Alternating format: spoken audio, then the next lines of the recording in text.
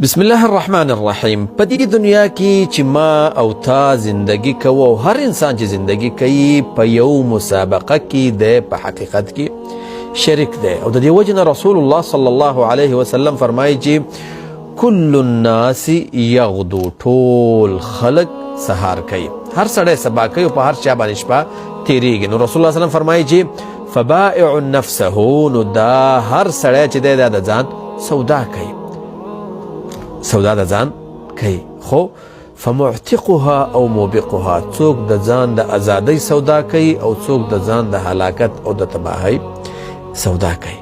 نو هر کله چې ته په مسابقه کې شریک یې، که ته غواړې که نه غواړې په دې مسابقه کې ته شریک یې، نو باید ستا په دې مسابقه کې 4 نقطو ته ډیر زیات پام او ډیر زیات اهتمام باید ورکې او ډیر زیات ترکیز باید ورباندې وکې او پام کوه چې هیر یې نه کې.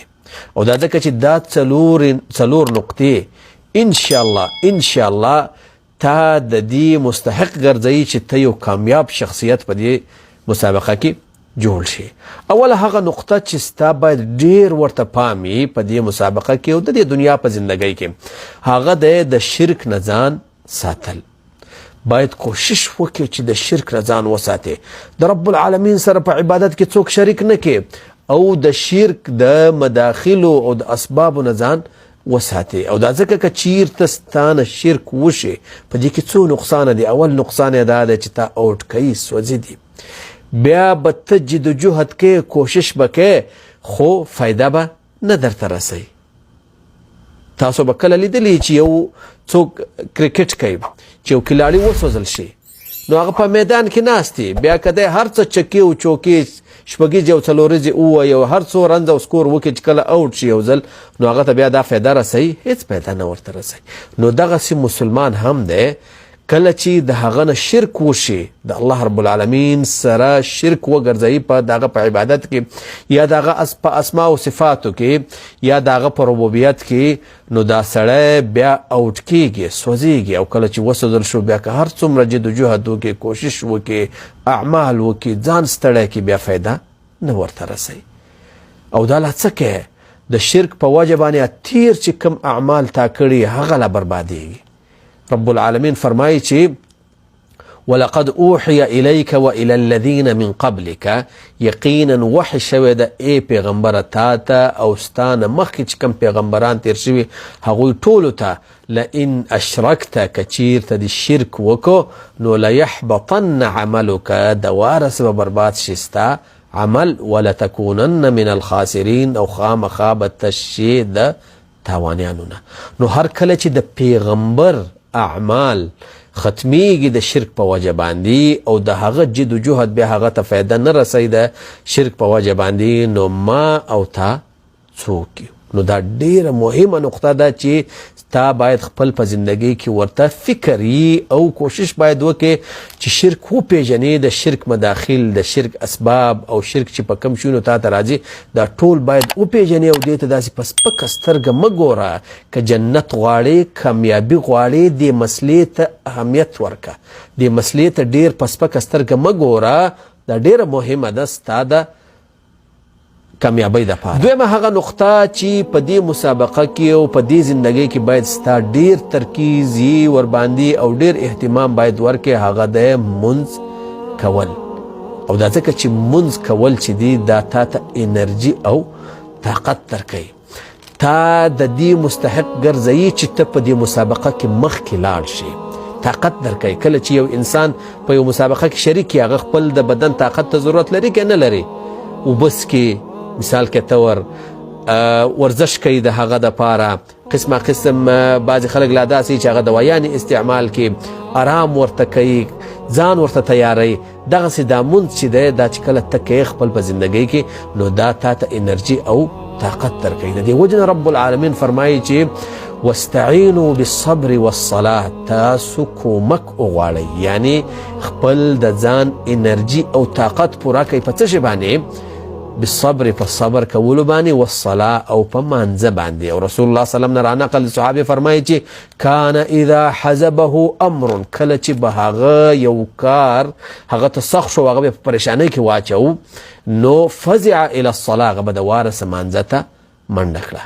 الله اکبر. نو مونځ چې ده دا ډیر مهم دی ستا دپاره، ستا په زندګۍ کې. په سپکه سترګه ما ورته ګوره، مونځ کوه زما. درېیمه هغه نقطه چې ستا ورته ستا په زندګۍ کې او په دې مسابقه ګټلو کې ډیر زیات فکر یې، هغه بار بار توبه استل دی.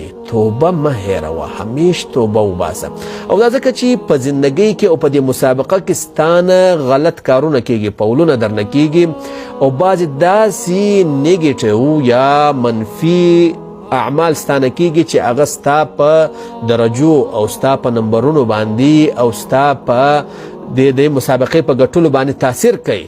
نو کله چې ته توبه وباسې، دا ټول منفي چې کم پوینټونه دي دا ټول ختمیږي، ورسره ریکارډ دی په دې باندې صفا کېږي، او په دې باندې تا ته خوشحالي ملاویږي. کله چې په ورځ د قیامت کې د دې مسابقې نتیجه ته ګورې، خپل عملنامه ګورې، خپله صحیفه ګورې، نو کله چې تا توبې ډېرې ایستلي، ته به ډېر زیات خوشحاله. رسول الله صلی الله علیه وسلم فرمایي چې طوبه، خوشحالي ده د هغه چا دپاره وجد فی صحیفته استغفارا کثیرا، چې هغه خپل په عملنامه کې ډېرې توبې وویني، ډېر استغفار وویني. نو توبه ایستل دا ستا ریکارډ صفا کوي، دا ستا منفي پوینټونه چې په دې مسابقه کې ستا مخې ته راځي، او ضرور د انسان نه غلط کارونه کیږي، ضرور د انسان نه ګناهونه کیږي، او ضرور د انسان نه منفي پوینټونه صادریږي. نو په دې وجه توبه چې ده دا د هغې علاج دی. څلورمه او آخري هغه نقطه چې ستا باید ډېر زیات فهم یې ورته، هغه د دې کتاب سره تعلق ساتل دی. دې ته ویل کېږي قرآن کریم. د دې کتاب سره باید ته تعلق وساتې، او دا ځکه چې دا کتاب تا د سیالانو سیال کوي، او دا کتاب ستا درجی او نمبرونه او پوینټونه زیاتوي. دا کتاب ستا نمبرونه دومره زیاتوي لکه څنګه چې یو سړی خپل موټر ته تیل وراچوي، نو هلته دی میټر لیدلی هغه څنګه زر زر تاویږي. دغسې کله چې د دې کتاب سره ستا تعلق نو ستا د حسناتو، ستا د نیکیانو میټر چې دی هغه داسې زر زر تاویږي، او په جنت کې د ډېرو لوړو لوړو مقامونو ته رسوي. په دې دنیا کې د هم ډېر غټ مقام ته رسوي، او په هغه دنیا کې د هم ډېر غټ مقام ته رسوي. نو د دې کتاب سره تعلق ساتل دا د دې مسابقې د ګټلو لپاره یو ډېره مهمه او اړینه او ډېره فایدمنه نقطه ده چې باید همیش په ذهن کې وساتې. او دا هم واوره په آخر کې چې د دې کتاب سره تعلق ساتل دا حاله کېدای شي چې کله ستا د احادیثو سره او د رسول الله صلی الله علیه وسلم د سنتو سره هم تعلق یې، ځکه دا کتاب تا ته امر کوي، او د رسول الله صلی الله علیه وسلم احادیث یې تا ته تشریح کوي چې داسې وکړه، دا درته وایي چې وکړه. رسول الله صلی الله علیه وسلم طریقه درښیي، هغه احادیث یې طریقه درښیي چې څنګه وکړه. دا کتاب تا ته وایي چې زکات ورکړه، رسول الله صلی الله علیه وسلم طریقه درښیي چې په څه طریقه یې ورکړه، څومره ورکړه. دا کتاب تا ته وایي چې منځ وکړه، رسول الله صلی الله علیه وسلم طریقه درښیي، د هغه احادیث یې طریقه درښیي چې څومره منځ وکړه، څه وخت یې وکړه، او څو رکاته وکړه، او په څه طریقه باندې وکړه، او داسې نور. نو دا څلورې نقطې چې دي دا ډېرې مهمې دي د مسلمان دپاره، چې باید خپل په زندګۍ کې د مسلمان ورته فکر. الله رب العالمین دې مونږ کامیاب انسانان جوړ، او الله رب العالمین دې مونږ ته د عمل کولو توفیق راکړي. و آخر دعوانا ان الحمد لله رب العالمین.